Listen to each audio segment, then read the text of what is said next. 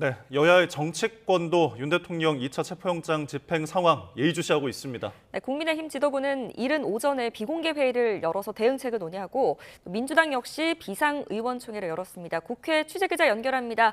정인용 기자, 먼저 여당 분위기부터 전해주시죠.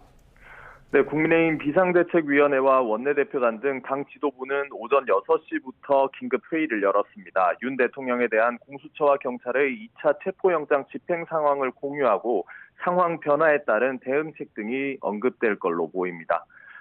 권영세 비대위원장은 이 자리에서 특검도 준비 중인데 무리하게 체포 시도를 한다며 공수처와 경찰은 어떤 형태로든 책임을 져야 할 것이라고 밝혔습니다. 권성동 원내대표도 회의 전 기자들과 만나 영장 자체가 불법이고 무효라며 법적 다툼까지 벌여가며 집행을 고집하는 공수처 태도를 이해할 수 없다고 당장 중단하라고 촉구했습니다. 또 관저에서 물리적 충돌이 발생하고 있다며 국민의 불안과 우려를 보여주는 건 국격에 맞지 않고 대통령에 대한 예의도 아니라고 비판했습니다. 지도부와 별도로 국민의힘 의원들과 원외 당협위원장 등 수십여 명은 체포영장 집행에 항의하기 위해 한남동 관저 앞에 이른 새벽부터 모였습니다. 영장 집행 부당성을 강조한다는 건데 현장에서는 경찰과 몸싸움이 있어도 서로 밀지 말고 싸우지 말라며 최대한 합법적으로 집행을 저지하려는 움직임도 감지됐습니다.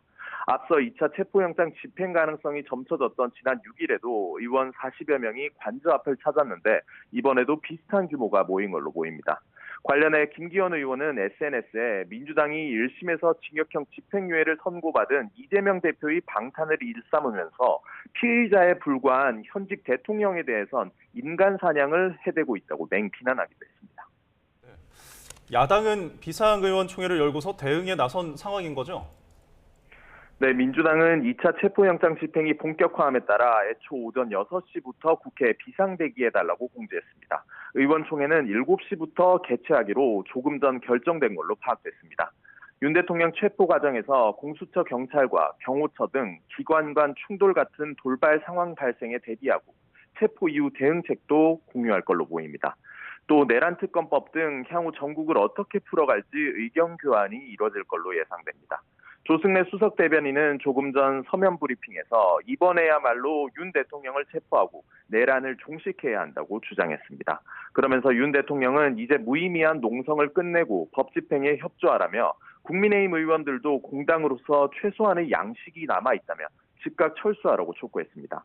당 법률위는 오늘 관저를 찾은 국민의힘 의원들을 향해 영장 집행 방해는 위헌적 행위라며 범법 행위에 대해선 반드시 법적 책임을 묻겠다고 경고했습니다.